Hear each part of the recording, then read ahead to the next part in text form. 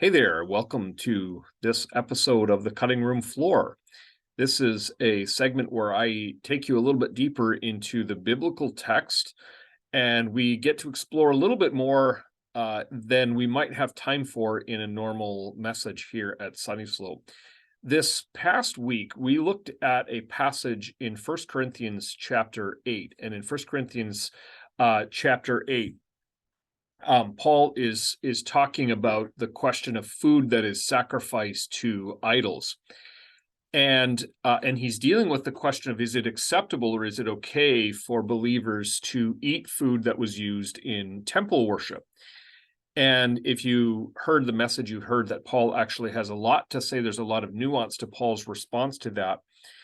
One of the things, we didn't really get much into it, but I wanted to show this to you in 1 Corinthians chapter 8.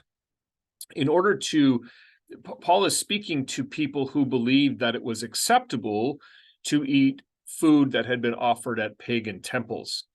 And he assures the church that if you're eating food that was offered at a temple, and if you were eating food, even if it was involved in worship of a pagan deity, he says, we all know that these pagan gods are not really gods. They're just sculptures and statues and things.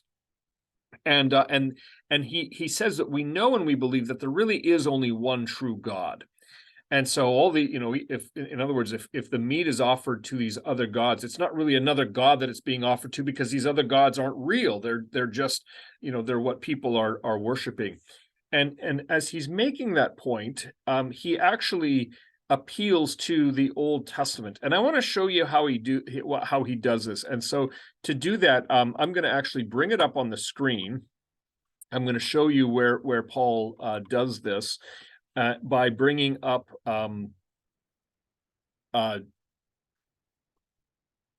Corinthians chapter 8, but also Deuteronomy chapter 6. Now, if you look here, here's 1 Corinthians chapter 8, and in verse 5, Paul writes, there is one God, the Father, from whom are all things and from whom we exist. And earlier he says there is no God but one. And this part here is the part I want to draw your attention to, where Paul says there is no God but one.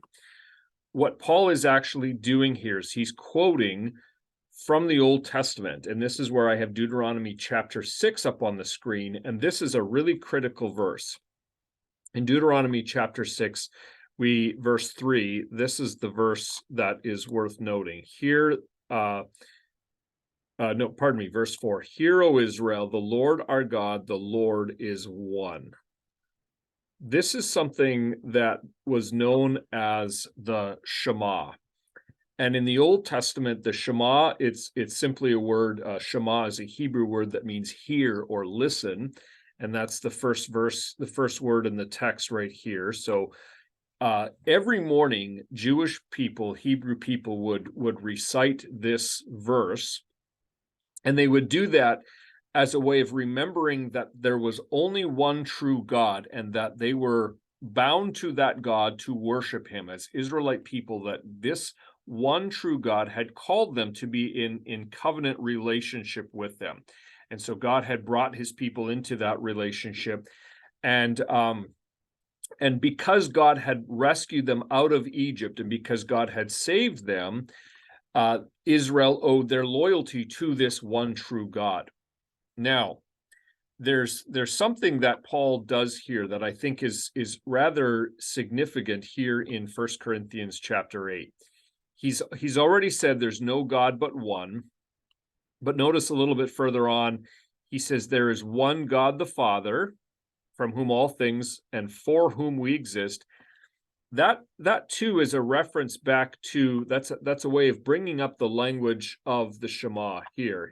It's Paul's way of connecting his theology in chapter 8 to the Old Testament theology. But what's really important here is that Paul doesn't stop there with the one God and Father, but he then goes on to repeat that same phrase here when he says there's one Lord Jesus Christ, through whom are all things and through whom we exist. So the phrasing, the language there is parallel. He repeats the same sentence word for word, but he does it the second time. He doesn't use the word God the Father. He says one Lord Jesus Christ. Now he's doing two things. Paul is doing two things there. One of the things that he's doing is he's appealing to the Shema. He's appealing to the Old Testament as a way of he's appealing to the Old Testament as a way of making his point, as a way of making his as a way of explaining that indeed there is only one God, and that the other gods that were in the Corinthian temples are false gods, and that even if you're offering meat to them, it's not really, doesn't really have any meaning, because it's just offering essentially to a non-entity, to a non-being. But the other thing that Paul is doing, so that's the first thing he's doing, but the other thing that he's doing is he's showing that our allegiance and our loyalty now lie with Jesus Christ, the Son of God, who has redeemed us. So in the Old Testament, the people of Israel pledged their loyalty and their allegiance to God the Father as the one who had rescued them out of slavery in Egypt. And now what Paul is doing is he's expanding that. He's saying that God, through his Son Jesus Christ, has accomplished a greater rescue for us and a greater act of redemption. He has saved us from the power of sin and death and darkness. And so in Paul's view, he's acknowledging that he's acknowledging the divinity of Jesus, and he's acknowledging the role of Jesus in in God's greater work of salvation. Now, the implication of that for you and for me, of course, is that just as the Old Testament people pledged their loyalty to God the Father as the one who'd rescue them out of slavery in Egypt, so also we have a commitment and a loyalty to Jesus as the one who has rescued us and redeemed us from the power of sin and death. And in the context of worshiping idols or meat offered to idols, then we remember that our commitment is to Christ. Our commitment and our loyalty are to him, and not to any of the deities of this day. We don't have any loyalty or any allegiance to them. Our commitment lies ultimately with Christ. Hey, thanks for watching. As always, don't forget to, if you leave a comment or a like, and don't forget to subscribe to our channel. We've got new content that comes out about every week, and we'd love to have you join in and listen in. Thanks for watching.